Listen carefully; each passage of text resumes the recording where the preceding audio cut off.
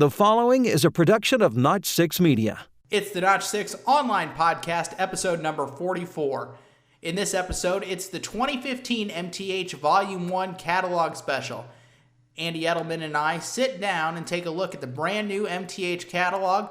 We talk about the DCS app and Wi-Fi box, all the brand new MTH trains coming out for next year, and we look at the European and S-Gauge lines. It's an in-depth look at brand new MTH product, and it's just ahead on Notch 6. This is the Notch 6 online podcast. Notch 6 is the podcast dedicated to O-Gauge trains. Whether you're collecting, operating, or just getting started, Notch 6 is your home for O-Gauge news, events, and interviews. Now here is your host, Derek Thomas. Well, welcome back to the Notch 6 online podcast. It's time once again for another MTH catalog show. Along again for the ride, Andy Edelman, Vice President of Marketing for MTH. Andy, welcome back for another brand new catalog. We're excited to talk about this one. We are too, Derek. I really appreciate the opportunity to come on and chat about what we're doing here at MTH. It's always good to hear from you and let people know what's going on. Absolutely. And it's amazing that we're talking about 2015 products already, but here we are. This is the 2015 catalog at MTH, and 2015 is a big year for MTH. It's your 35th anniversary this year. What does it mean to MTH to celebrate 35 years in the model train industry? Well, Derek, first of all, that's a really long time. And for me personally, it's even longer because it's also my 35th year in the industry, with my 25th year being this year as well for MTH. But I think really what it means is that 35 years have gone past, and it's really marked a pretty incredible revolution in model railroading, specifically in O-Gauge, but really you could look at any scale in the industry and see that a ton of things have happened over the years. For MTH personally, we brought out die-cast steam articulated locomotives. We really expanded on the development of scale steam locomotives for O-Gauge. We introduced a huge amount of choices over those 35 years that really forced our competitors to change their way of thinking and not do the same old. Everybody had to do more, and that meant a lot of investment on the part of every manufacturer. So you had things like, obviously, the different trains. You had totally new track systems come aboard over the last 35 years. Roadbed track was something that nobody ever had before, and now everybody has something like that. You've got modern electronics, onboard digital sound, digital command control, modern transformers. I mean, for years people used the old Lionel ZW. You could warm up your coffee and run your train at the same time. and for years, our best-selling device has been the Z4000. It's a modern transformer, and you see Lionel having the same thing with their modern version of the ZW. So all of that has occurred over the last 35 years, and really what it means is that we've all gone through, over this 3.5 decades, a golden area of model railroading. It's incredible what's happened in 35 years. So for me personally, it's a long time, it's been a great time, and it's really been fun to witness the evolution of the hobby over these last 3.5 decades. I'm sure you and Mike sit around and talk about the evolution of the hobby as a whole. Looking back in your career personally, could you ever have imagined 35 years ago that the hobby would be where it is right now with all the innovation that's taken place really within the last 20 years? No, and people ask me a question similar to that all the time. Can you imagine what your company did? And it's hard to imagine it at the time. You're reacting, you're planning forward, but you're not thinking that far ahead. I think it's very rare for that to happen, for somebody to think that far ahead. We certainly had some visions where we knew where the hobby could go in terms of the product differentiation that we were offering to the marketplace, the die-cast scale articulated engines that nobody had done, the variety of scale steam locomotives, the variety of cars and road name offerings. We knew that the market would react positively to that, but to see it having grown the way it has and what we've been able to accomplish, very difficult to actually forecast that. And I'll tell you, I wish we could have, because we'd have done things a lot differently in some aspects. But it was kind of neat to be a part of it, certainly. And for me, imagining that I would have been in this industry for this long, no, that wasn't something that that I could have seen back then. Frankly, when I first started out of high school in 1980, I was looking for a summer job before I started going to the University of Maryland. So that was my whole deal. I needed to put gas in the car and pay the tuition, and that's why I got into the railroad industry. And I was working for Williams at the time, and worked there for 10 years. But no, it's just impossible to sit back 35 years ago and think, this is where I'll be when I'm 52 years old, having been in the hobby this long. Been fun, but impossible to project that far back. And in another 35 years, you'll be motoring around on the golf carts, enjoying yourself, and not at work every day, right? Oh, for sure, and hopefully still alive. Yes, I hope so too. Let's jump into the meat and potatoes of this catalog, and I want our listeners to know that we're going to try and follow somewhat of an order here. I'm going to jump around on a few topics, but for the most part, you can be on the MTH website and you can flip through the catalog and listen along, and we're going to try and kind of cover things in order. Speaking of the 35th anniversary, this is going to be a little bit of jump. If they flip to the back of the catalog on page 175, there's a whole host of 35th anniversary cars. Tell me a little bit about those cars. Well, it's just an opportunity for us to provide our loyal customers with a chance to capture some of those memories. And really what we intend to do, it's something that we did after our 25th anniversary, is produce a variety of different cars with some sort of commemorative logo on them. We have it on the cover of the catalog this year, and actually the first car in the 35th anniversary series will be the York TCA meet car that we produce twice a year to correspond with the April and October Yorks, and that car always features the catalog cover of the catalog that's going to debut at the show. And this year's cover, as we did in the 25th anniversary, and frankly even on the 30th, features a special MTH logo on the side of on the cover itself, and that particular cover adorns the side of the car. So really, in addition to the cars that you see back there at the back of the catalog, the actual first one that'll be available for folks to buy if they go to the York TCA meet next week, or this week, I guess, is the York cover car. But these cars really, their whole purpose is to kind of celebrate what we've done, and we've got a lot of surprises in line, and our hope is to do about one every month, and some of those might be priced along the lines where the numbers and the price tag are 3 and 5, if that makes any sense to you. So we think it'll be kind of neat with some of the offerings that will come up that'll help accentuate and bring out the positives of our 35th anniversary and all the history that we've done. Very cool. It sounds like you guys are going to have a lot of fun with that anniversary. Let's jump back to the front of the catalog and get a quick update on the status of MTH's venture into layout-based app control, with smartphones. It's something we've touched on in the last few shows when we've had you on. When can we expect to see the Wi-Fi module and the app come into the marketplace? Well, the app will be out before the module, and it won't really do anybody any good other than their ability to use the app to jump right to our website. And we expect that out this fall. The module itself is going into production next month, and it should be out early first quarter of 2015, so sometime in January is what the target is right now. You'll need one module per TIU, and there'll be some special pricing incentives, I think, as we go along with bundles for folks who have multiple TIUs. But it's really, really important, I think, for our industry to embrace the app capabilities that folks are becoming used to on a daily basis.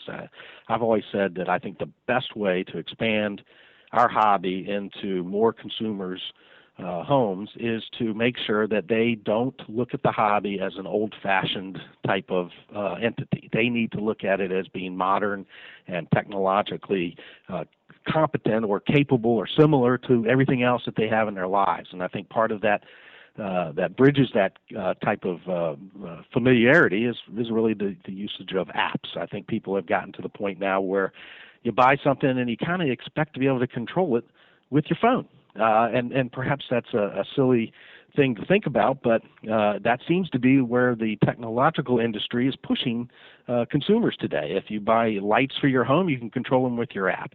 You can control your thermostat. You can adjust it before you get home in the car. Your car can do stuff for you while you're driving down the road. So why shouldn't people be able to run their train with their phone or their tablet? And so from that perspective, when we're at a public show like the World's Greatest Hobby on tour shows that go around the country to different locations every year, we're seeing folks who don't know much about model railroading. They're attending that show to simply get a feel for what the hobby is about. And if they walk up to our booth and we see that they've got a smartphone in their hand, we're going to tell them to hook up to our layout and run the train. And I think the end result of that experience will be that they'll walk away going, well, that's pretty cool. I can do that with my phone. I didn't think I would ever be able to do that. I think people think that, I'm running it with a transformer goes around in a circle, and now they can see that that's not the case. So it's incredibly important. We can't get this stuff out fast enough. It really means that much to us. And I know that our competitors think the same way because they're doing the same thing, and it's just vitally important to the future of the hobby, in my opinion.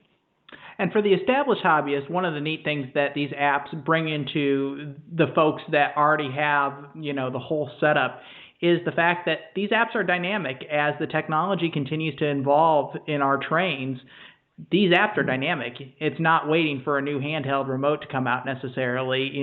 It's neat that programmers can go in, change these apps, and introduce a new feature without needing a whole new remote to take advantage of whatever technology may come down the road. So I agree with you guys.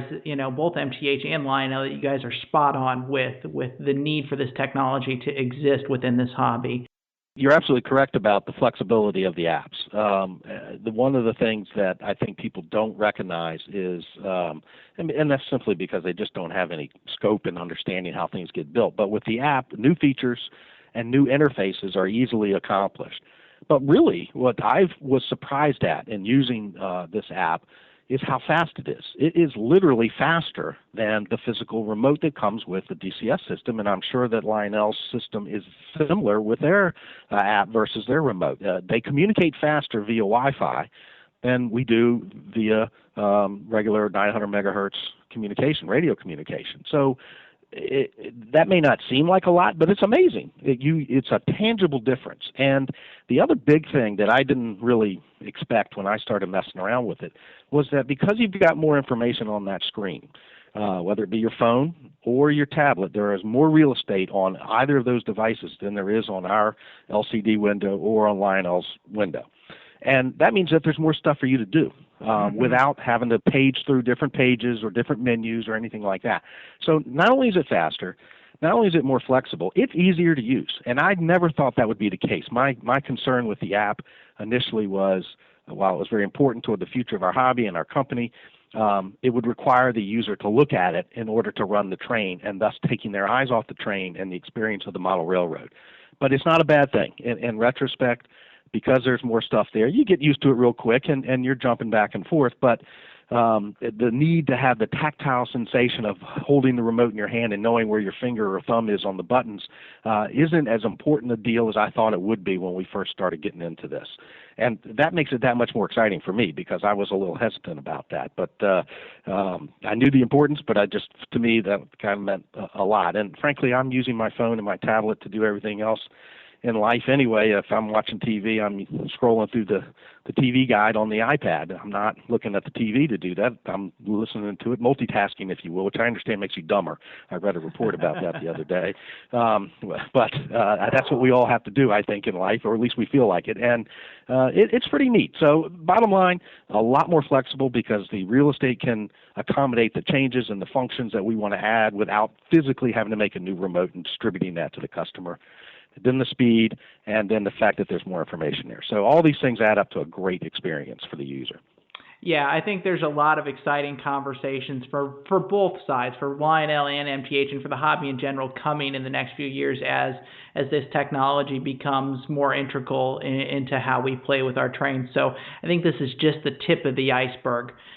Moving forward in the catalog, let's jump into the actual trains themselves. The Rail King scale line has plenty to offer: SW9 switchers, C30-7s, GP20s, RS27, and F3s.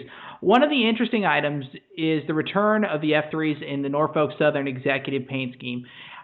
Am I right in saying that this is the first time that this paint scheme has been on MTH locomotives since the Dealer Appreciation Set, which has become one of the true modern collectibles? Unfortunately, you're not right. Good for me. And I say that because good for you. I say that because it's a reflection of, and I think people have a problem with this all the time. It's a reflection of just how many different things we do every year. This catalog has 458 new SKUs in it. Wow. We actually did that Rail King scale F3 in the Norfolk Southern Executive Scheme in a 2013 catalog and sold out of them very, very quickly.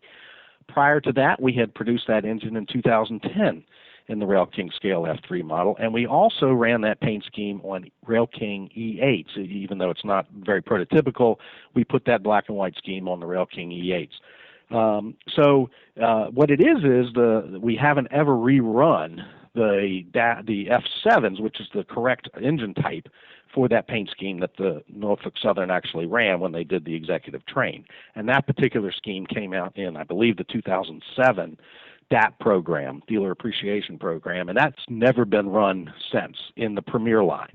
But in the Rail King line, this is the third time that executive scheme has showed up, and the second time in the last year and a half that it showed up. And it just shows how popular it is.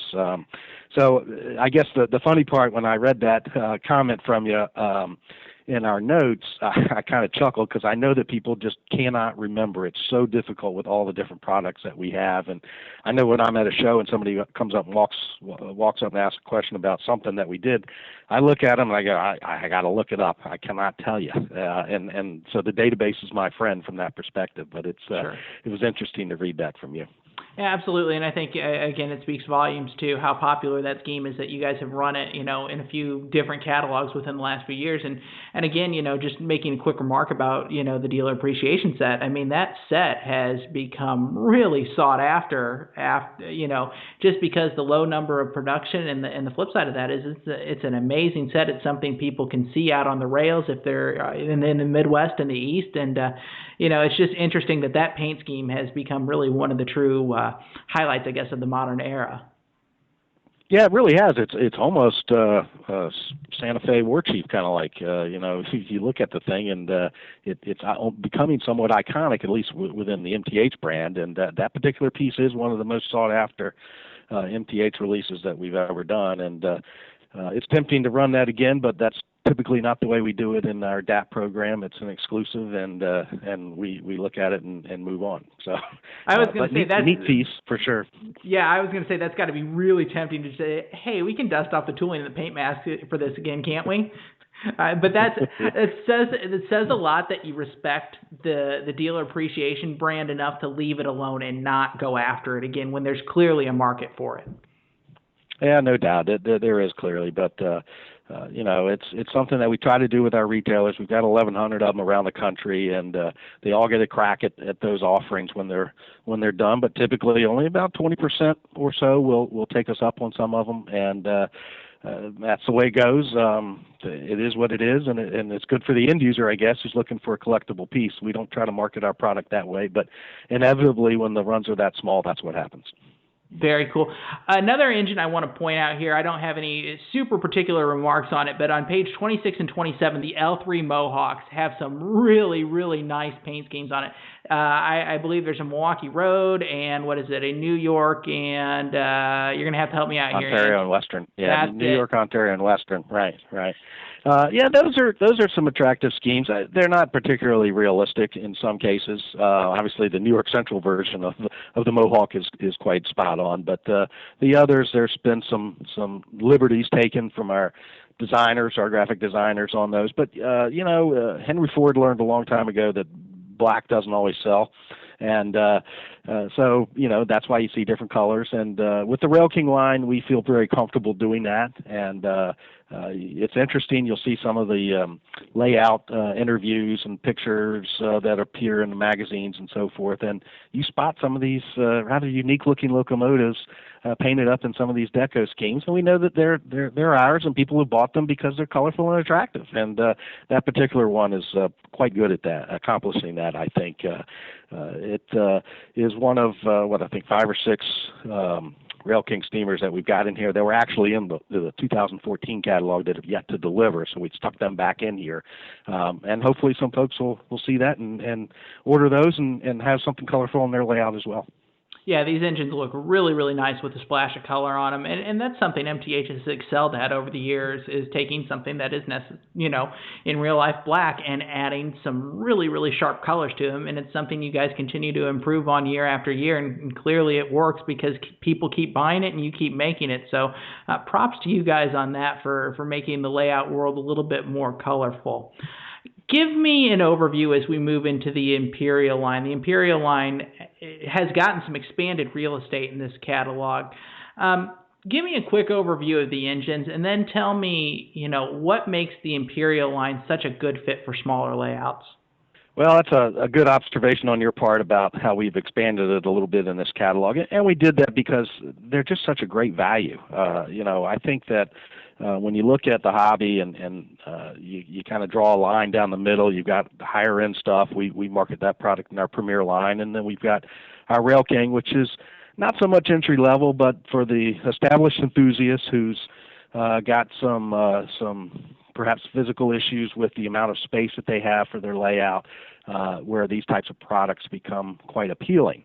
And the Imperial models take it one step above in terms of, well, several steps really, in terms of the differentiation between them and a standard Rail King steamer, like, say, that Mohawk that we were just discussing. So your Imperial models are all die-cast, as is that Mohawk, but instead of having a cast-in coal load, we've got real coal in the tender. Instead of having molded-in marker lights, we've got separate marker lights that are lit up. We've got things like moving bells. By moving, I mean they swing on a little hinge there by your hand. They're not mechanically moving, but you can move them, whereas the Mohawk has a fixed bell. You've got things like tender truck chains, for example, flickering firebox glow inside the cab, engineer figures and fireman figures inside the cab. Of course, Protosound 3, remote-controlled protocouplers, speed control, synchronized puffing smoke, those same features you'll find in the standard Rail King steamer like the Mohawk.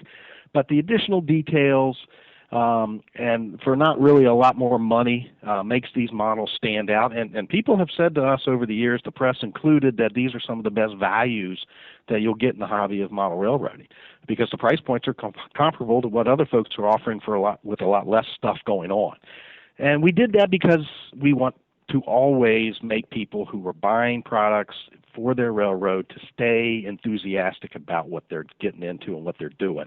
And the best way to do that is to make the products better and better, and that's how we've done it with this Imperial line. So it's worked out quite well for us, and there is a bigger call out on that section of the catalog where we really mention those particular features and enhancements that you'll find in all of the Imperial steamers. So it's been a lot of fun doing that and expanding that part of the line, and it's worked off quite well for us. We're very pleased with it. Something I want our listeners to take note of as you flip through this catalog, and this is something that I just noticed with this catalog, if you look at the margins, there is a lot more text this catalog, I guess would be the right way to put it. You guys have taken some time to really call out a lot of these features of these models, give some historical information on some of these models, and it just seems like you guys have almost expanded that a little bit more, or at least to me it looks more apparent that there is more to read this catalog. So I hope our listeners will take the time to actually read the catalog and read about the models that are cataloged, other than just look at the pictures. Well, I think that it's a whole part of the marketing experience for the consumer. When they're looking at this stuff, we want them to get a feel for what the history was with a particular product, that history that happened in real life, as well as perhaps how it was included into our product line. Typically, we'll mention when the last time a particular item was run in our catalog, so that people get a kind of an idea of how rare it happens when they're looking at an item. Hey, if I don't get this now, it may be 4 or 5 or 6 years before I get it again. We talked about the Rail King diesels earlier, and you mentioned the RS-27. The RS-27 was last run in 2002. So 12, 13 years have passed before that engine has come back into the product line. So, it's important for folks when they're reading through the catalogs and perusing them and so forth, whether they're doing it online or physically with book in hand, to get a feel for what this whole thing is about. And I think that little bit more effort that we have to go through to include those historical references and information is well worth it in the end for the consumer. I think we do it better than anybody else, but I'm going to say that because that's what my job is. But I really do believe that, and we hear it from folks all the time. They really appreciate the effort that goes into it, and it's fun. It does take a lot of effort and a lot of work, but it's fun to do. We're going to move into the heavy hitters in this catalog, and leading the charge this time is the Union Pacific Big Boy, and this engine is going to contain a special new feature that is new to the MTH line. Tell me about the introduction of the steaming whistle with this locomotive.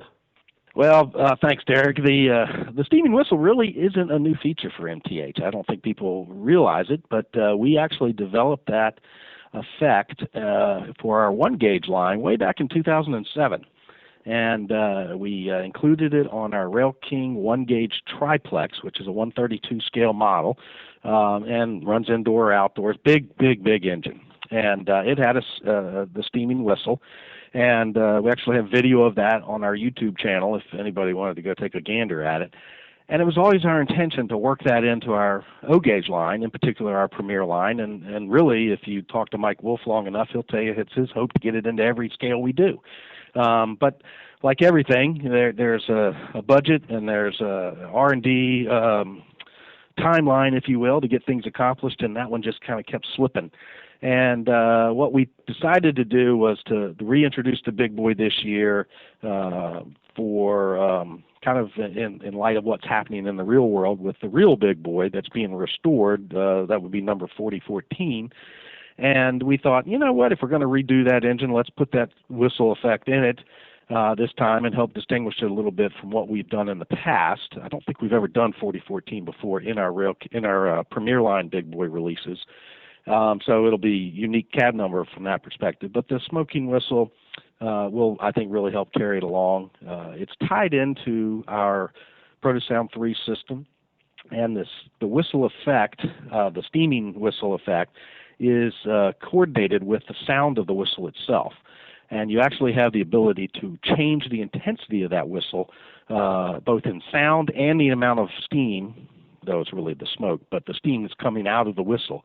So the higher the pitch, the more steam comes out, the lower the pitch, the less. And you can play that, if you will, with the DCS remote or the app when the app is released, and actually make it a quillable type of effect and move it up and down. Lionel has a very similar effect with their system. I believe that their intensity is tied into theirs as well.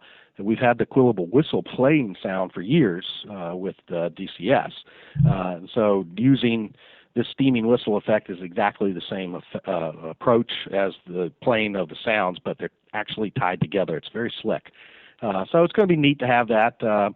We expect that engine to not arrive until late in the summer of 2015. So it'll be a little while before it's out, but it's going to be a really neat piece. Very cool. Since we're talking about R&D for a second, a question that comes up a lot, and I know this is kind of off topic from where we're going to go today, but I think it's a question that I hear a lot. As far as we've come in these O-gauge models, between both companies, both Lionel and MTH, introducing some really cool features over the last few years, is there something that is hiding in the basement of the MTH labs right now that's kind of sitting in that R&D process that you can not necessarily tell us what it is, but are those kind of things still in the pipeline that could, take a model to the next level, so to speak? Oh, there's tons of things, actually. Really, I mean, our R&D guys have all kinds of stuff up their sleeves that they'd like to call themselves the Skunk Works guys, but it literally is along those same lines, and some of them they've whispered into my ear about what they are and told me not to tell Mike, because then Mike will want to know what it is and push for it immediately, and that will derail some other things that may be in the works. And sometimes we have a priority issue problem. What is the priority? And if something catches the fancy of Mike, then it may become the major priority, when in reality it doesn't need to be. So one of the silly things that our company has done over the years has been to release locomotives with more than what we told the consumer they were going to come with. A good example of that in this catalog is the European BR44 steam engine. When we first cataloged that engine last year, we did not include in the feature list the lighted or illuminated driver lights that sit underneath the running board, similar to what we have in the Premier Dreyfuss and Empire State Express Hudsons. But we decided to stick it on there after the fact. So the people that initially ordered that engine are going to get that locomotive and have that additional feature in there, and they didn't know they were going to get it. And the reason I bring that up is that usually costs us a little bit more money that we didn't ask for in the beginning when we promoted a piece, but the consumer wins in that particular respect. So we try to keep some of the skunk work topics out of Mike's brain so that he doesn't push them forward until we're really ready to have them go. But there's a lot of stuff. It's some neat things. So the barrel is not empty, so to speak, yet in terms of, we can expect to continue to take these models up and up and up. And, I hear the question all the time, when are they going to run out of stuff? Clearly, you guys haven't run out of stuff yet to make these trains that do more, so to speak. No, we really haven't, and that is a real slogan for us. Our trains do more, and we always want them to do even more. And as I said, it's really just a matter of balancing what the budgets allow, and it's not so much an issue of what we can dream up. Our guys are very creative, and they're very anxious to do things that we've yet to announce. And so, no, the barrels are not empty. The powder is still dry. We're eager to rock and roll with that stuff. Very cool.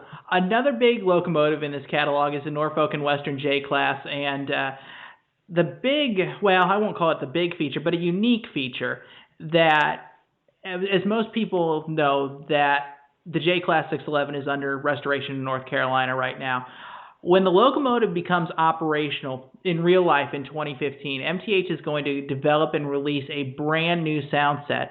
When you think about that, this will be the first time that they've had new sounds for a J since 1994, and that's Lionel, MTH, or anybody else.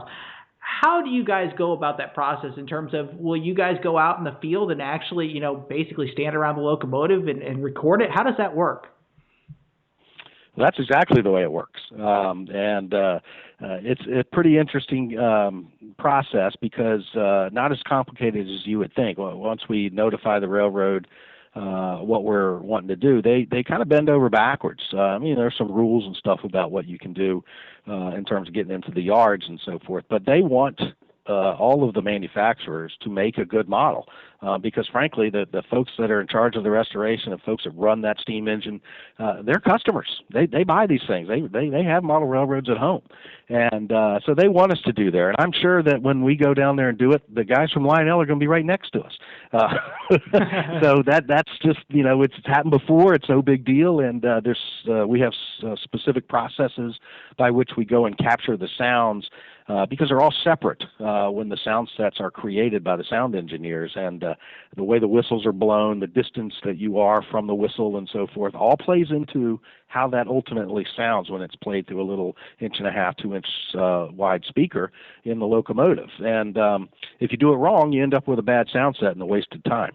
So the point is that we have processes that we go through to capture the sounds, but the railroads and the yards and so forth are usually very cooperative because those folks are actually customers and they want us to make a good model and they want to have a good sound set.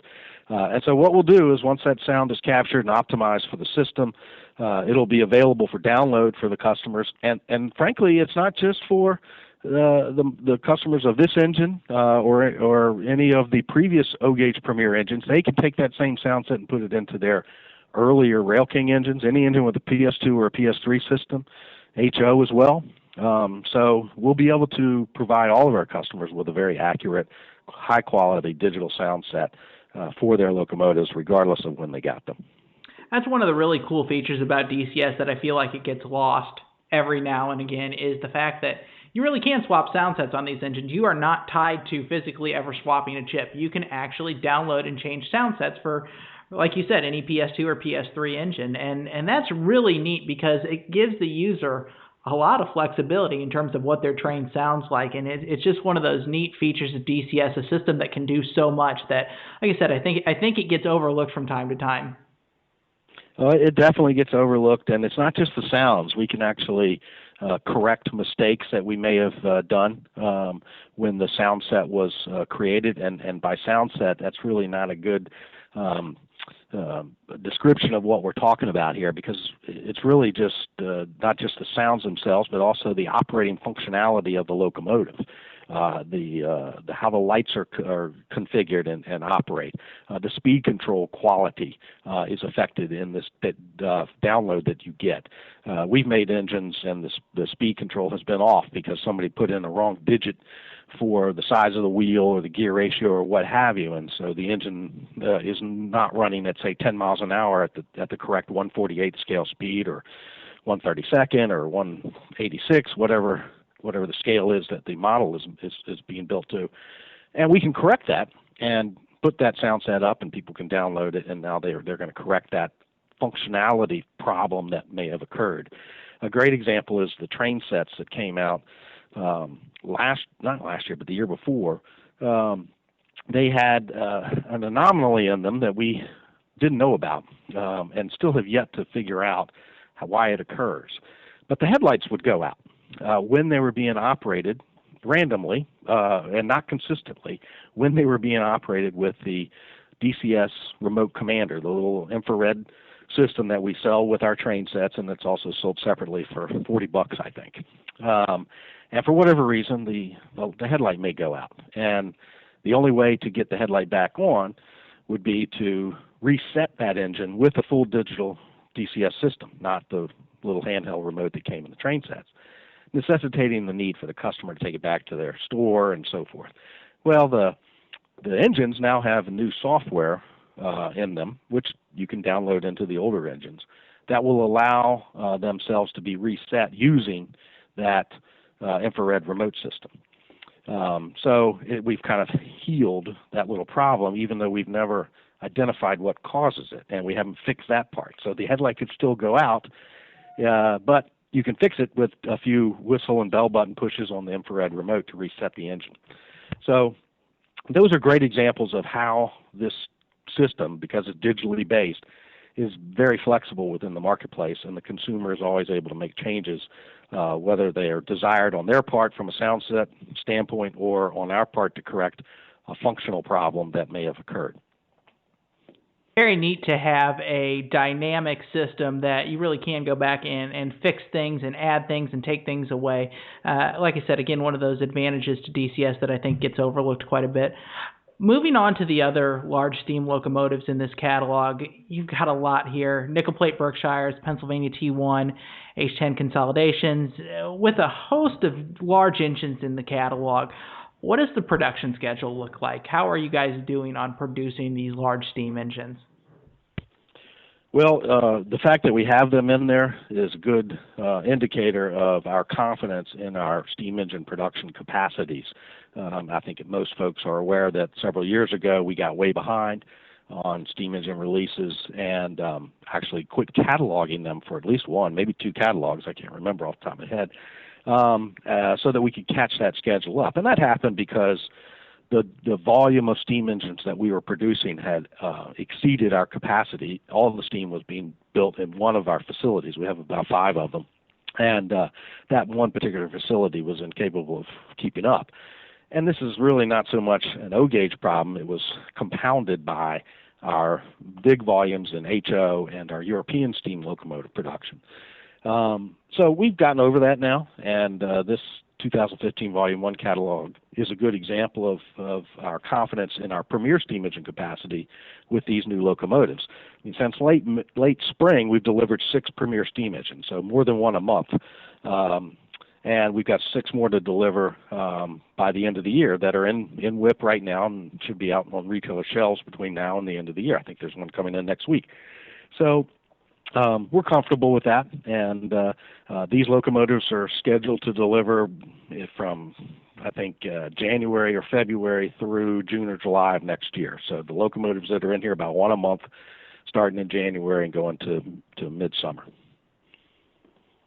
Something that I want to talk about, and there's a lot of talk about this in the industry lately, is build to order. It's something that Lionel has kind of jumped into as a strategy in terms of, look, if you don't pre-order it, you're not going to get it. It doesn't sound like you guys have gone that route yet.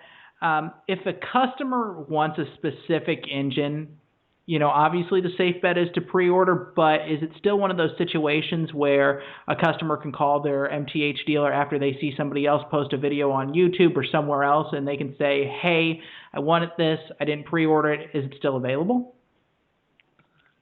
Well, it may or may not be. We use the pre-order number to help determine whether or not we feel there's enough market demand to go ahead and produce the engine. In some cases, the numbers are not very appealing, and we just know that that's because folks aren't willing to commit. And I think that all of our competitors are struggling with the same thing, and Lionel's dressed it up with the pre-order concept in terms of trying to gen up the interest in things. And our philosophy has been, we're going to build an engine at a production quantity that we are confident will allow that engine to sell through within 6 months of its release. And I think anybody can go through our product line, certainly on locomotives, and with very few exceptions, point to an engine and say, "Oh, that's still available," and they built it a year ago. That's just very difficult to do in our product line. Now, we don't want to have it sell out the day it comes out, in all honesty, because then we guess way too short on the number. You got to remember that a lot of folks don't see locomotives like they used to.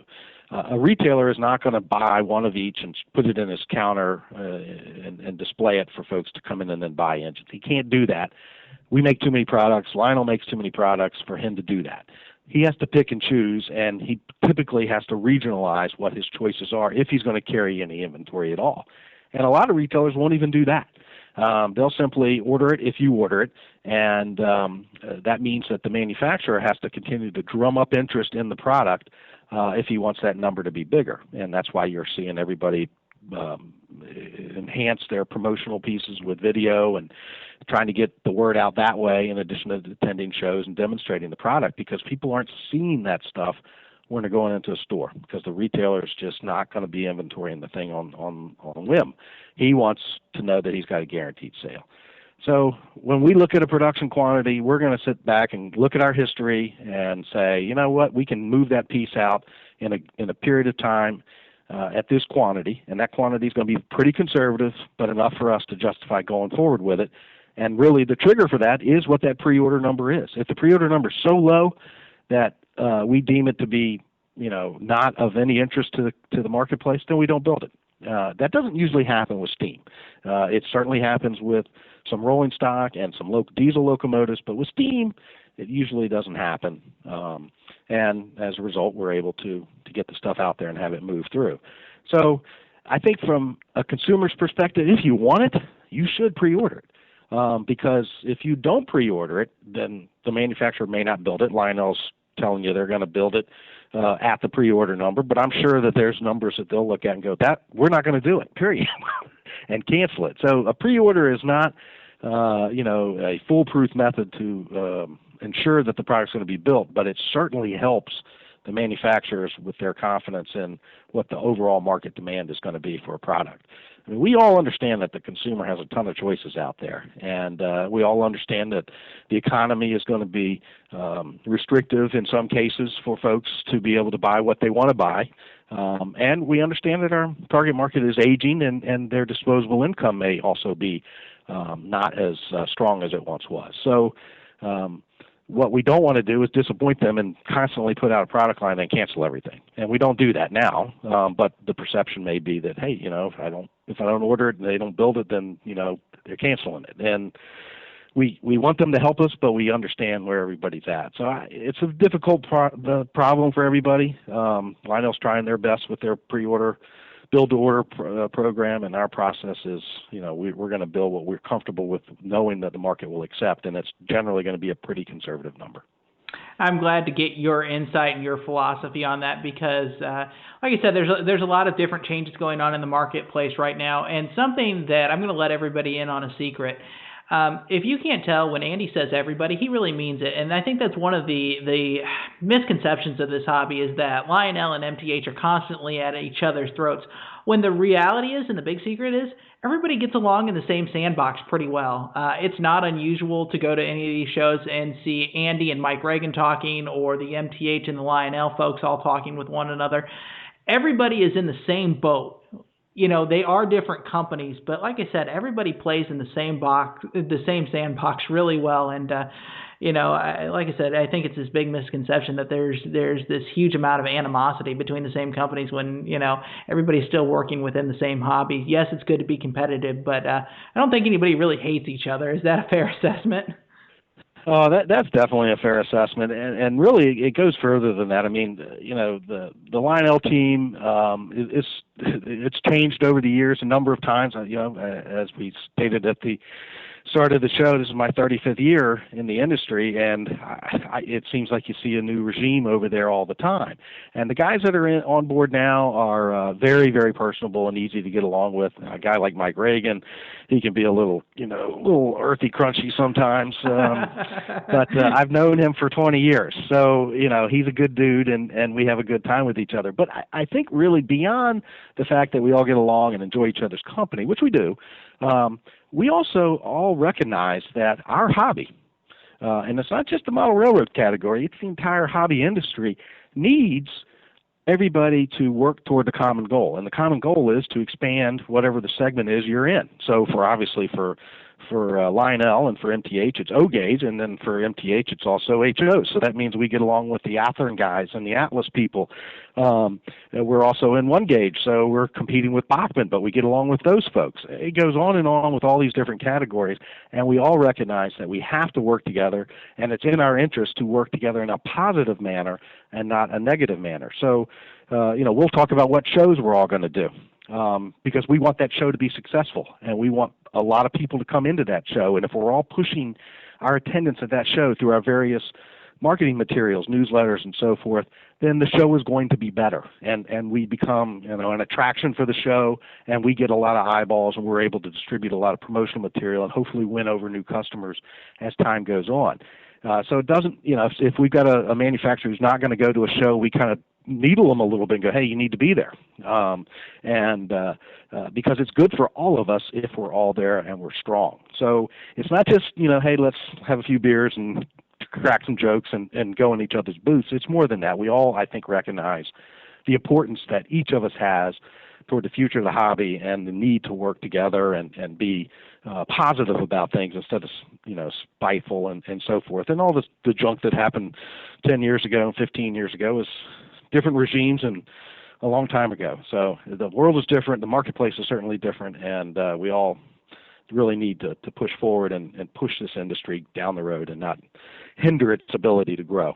So that's absolutely. what we do. Yeah, absolutely. And I think that's so important to share with our listeners and with people in this hobby is that, look, everybody in this hobby is fighting for the same common goal of not only the survival, but the hobby to thrive. And to hear you guys say that, and we hear the same thing from Lionel, is that everybody should be fighting for this hobby to expand and not worrying about what the other guy's doing. If everybody's working together, we're all working towards a bigger picture goal, and that's so much easier than going back and forth at each other. And I'm going to get off my soapbox now, but I think you put it in the right words, that everybody needs to be working together, and it's great to hear that that's the approach that MTH and Lionel in the same boat is taking towards it right now, that, look, bygones are bygones, water is under the bridge, we've all moved on, and that's a big deal. Okay, like I said, I'm going to step off my soapbox now, and we're going to get back into this catalog. Let's jump into the diesel power in this catalog, both modern and classic power, many favorite road names, prototypical road numbers. There's so much that we have to cover in such a short amount of time. Tell me what stands out in your mind that it's important for our listeners to look at. Well, I think one of the biggest complaints we hear from the end user is MTH, you're off, expanding, O gauge end user. You complain about us going off into HO and Europe and doing stuff that is not relevant for them as a consumer. And one of the things that we've always tried to stress to the customer is, look, if we're doing stuff in G scale, smoking whistle is a good example, it's going to benefit you down the road, and here it shows up in the 2014 or 2015 Volume 1 catalog in our big boy. And the same with the HO. By going into HO, we were able to shrink down our Protosound 3 platform, and that allows it to go onto smaller locomotives. So when we start talking about new things, which we want to give the O gauge customer, we have in this catalog a 44-ton switcher. And that's a very small locomotive, previously unattainable for us if we wanted to include our Protosound technology package in there. The Protosound 2 system was just too big. And even the Protosound 3 initial form factor for O-Gauge was too big. But the combination of getting into HO, downsizing that form factor, and now S-Gauge, we have a small enough platform that will go in that locomotive, still give us 2 motors, so you got plenty of pulling power, and it's made out of die-cast metal, so there's a ton of weight for even more tractive power. So for me, when I'm looking at the 2015 Volume 1 catalog and I'm looking at the diesel line, that 44-tonner represents all of this stuff that we've been doing over the years in a new product for the end user, and we're super excited about what that engine's going to bring to us. That's really cool. That's very it is cool. And the other big thing, I think, when you're looking at the diesel line in Premier is a fundamental change for us in terms of how we deal with these multi-unit diesels, the A units and B units and so forth. In this catalog, we're following, at least for one of the models, the C-liner, the same form factor that we've been following in HO and in our S-Gauge F units. And that is that each A unit is independently powered. There's no slave board in the second unit. And that allows the customer to buy a single A if they so desire, which may or may not be prototypical for the railroad that they're modeling and that we happen to be promoting. So if you buy 2 of them, you can configure that second unit to start up in a nose to or tail to tail configuration so that they can run as a double A multi-unit, or if you buy B unit ABA, what have you. So that's the first time we've done that in O. We've been doing it that way in HO, and when we announced our S-Gauge F units last year, which are yet to deliver, they also come the same way. So it'll be interesting to see how the O-Gauge consumer responds to that. I know that Atlas has been doing that for a little while now, and I think that's been good for them. So we'll see what happens. We do like to, and prefer, frankly, to sell AA sets and ABA sets, but we understand that that's not always correct in terms of prototypicality, and this will give us an opportunity to address that criticism that we've had over the years. So those are really the 2 big highlights, I think, for the diesel line. I mentioned earlier in the Rail King scale line, the RS-27 is returning for the first time in 12 or 13 years. And I don't think we touched on it, but the Rail King scale category is an interesting category for us. Like the Imperial line in Rail King with the steam engines, the Rail King scale models offer a lot of value for the end user, but differing from the Imperial models in that the Rail King scale models are, by their name, scale models. They actually were Premier line diesels in the 90s and maybe early 2000s, and one of the things about this hobby is nothing stays the same. Things continue to evolve, and in the Premier line, the level of detail, the fidelity, if you will, has continued to get more and more intricate. And where we had a diesel body in 1997 that might have had molded in screen detail on the side of the cab, that's no longer acceptable to the consumer. They want real wire mesh grill detail. And so those old molds can't be adjusted for that. They have to be retired, thrown away, melted down, or repurposed. And that's essentially what we've done with the Rail King scale models. So the RS-27, which was a mid-90s project that originally in our Premier line came back in 2002 as a Rail King scale model, and now returns in 2015 as a PS3 equipped Rail King scale model. So those are, I guess, the highlights of the diesel line, the 2 Premier engines, the C-liners and the 44-tonners, and the Rail King scale models in the Rail King line.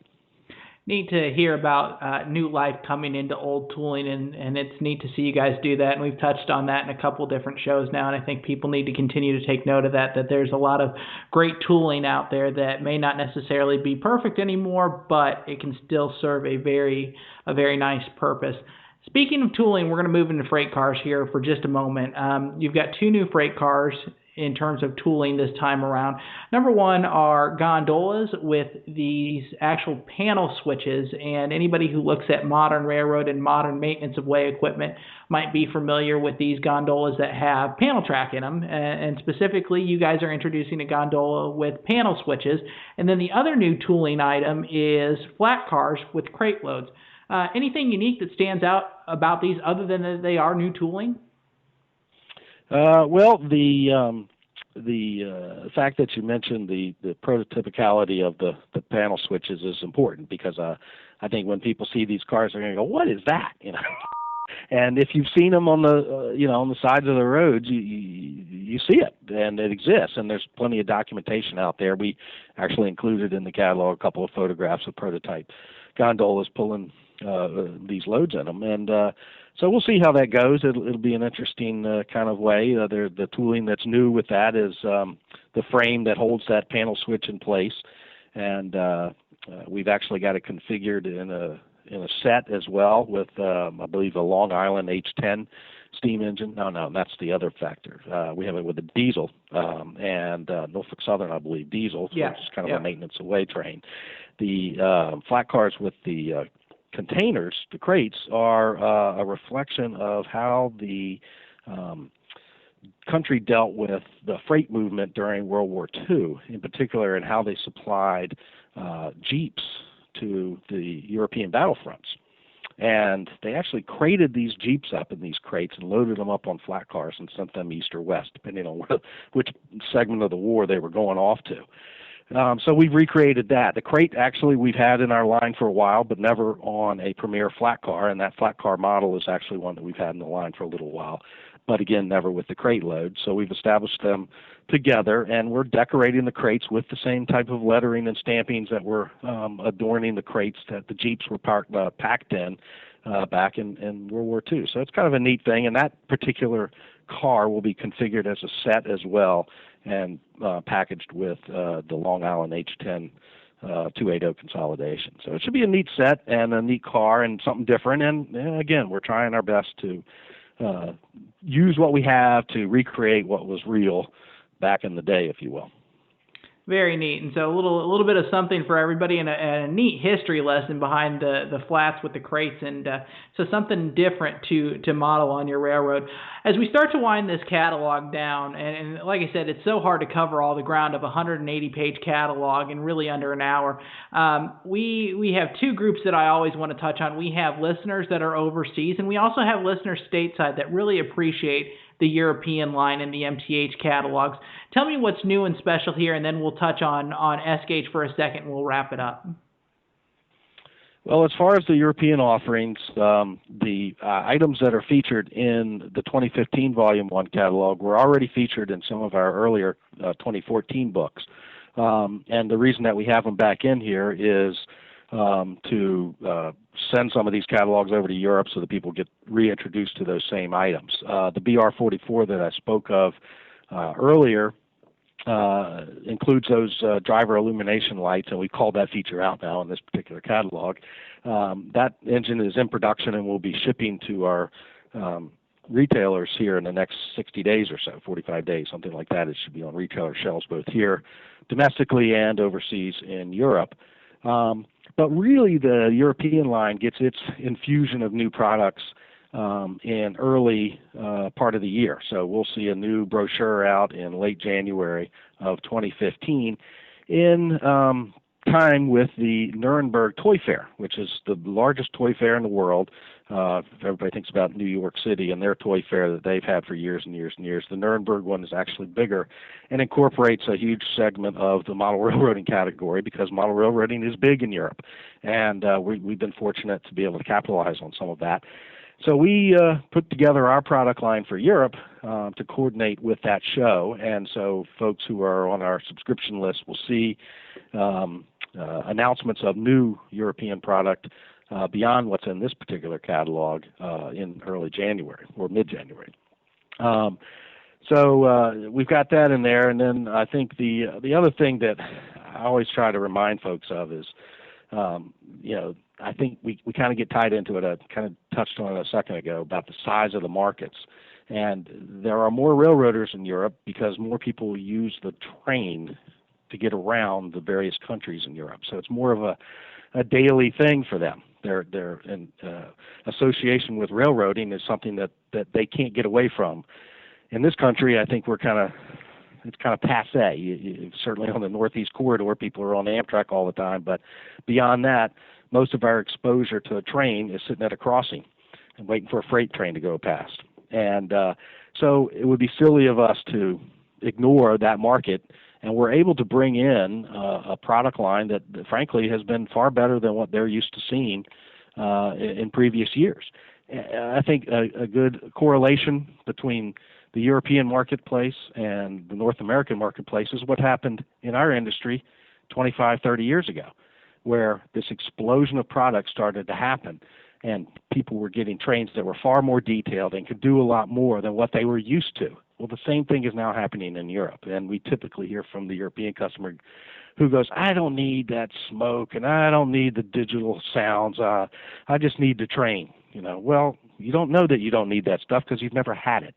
And once you get it, you're going to be hooked. And we know that that'll be the case, and we've seen it already because we've already experienced it. We've been experiencing it for 35 years. So it's really, really fun to watch how the European market is behaving in relation to what we're doing. And other companies are starting to do the same thing because we've already been through it once. So maybe the next 35 years to get me out on the golf course will be spent in Europe doing this stuff too. I don't know. But it's kind of neat, and I always like to remind people of that because I think they get a little distracted with us doing product over there and don't understand why. And the reason is the opportunity is huge.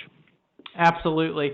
And like I said, this is the podcast about O-Gauge trains, but I tell you what, I get emails all the time from the S-Gauge guys that always want me to ask you, what product updates do you have for our guys in the S-Gauge world? I know you guys are working on getting some product delivered. What's on the horizon here in the next couple of months?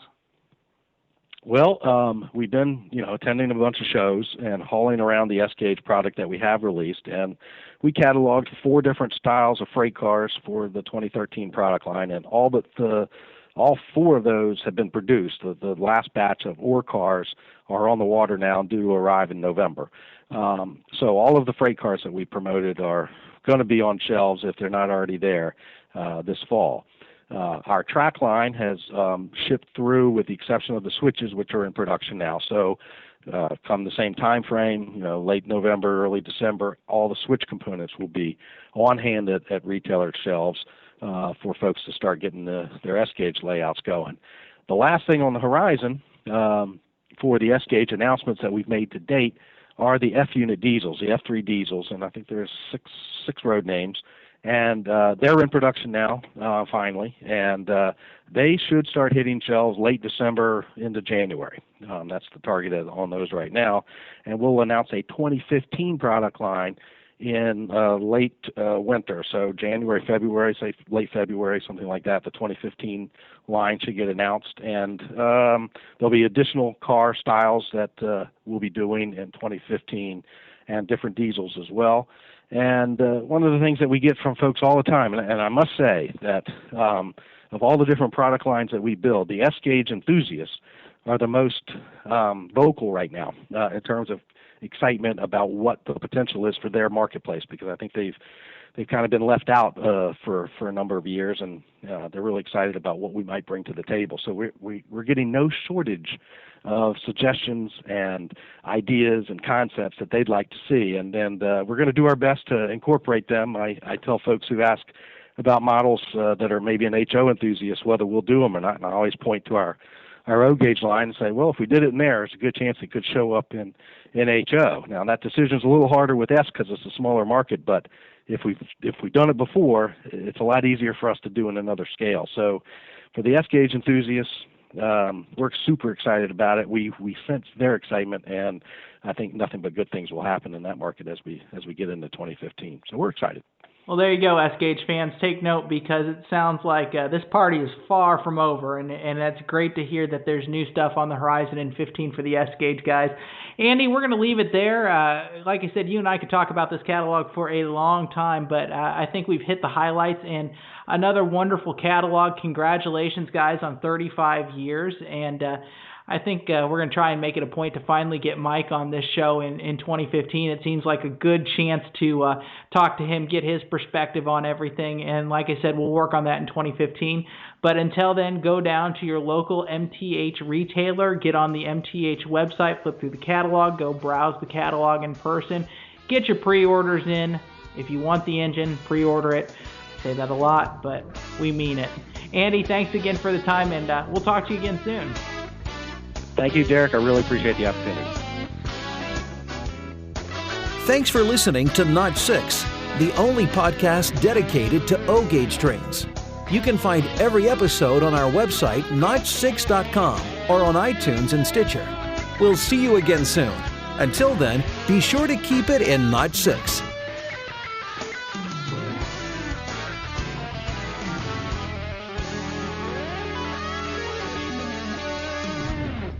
The following has been a production of Notch 6 Media and is intended for private use only. This show may not be copied or redistributed without express written consent. This show copyright 2014, all rights reserved.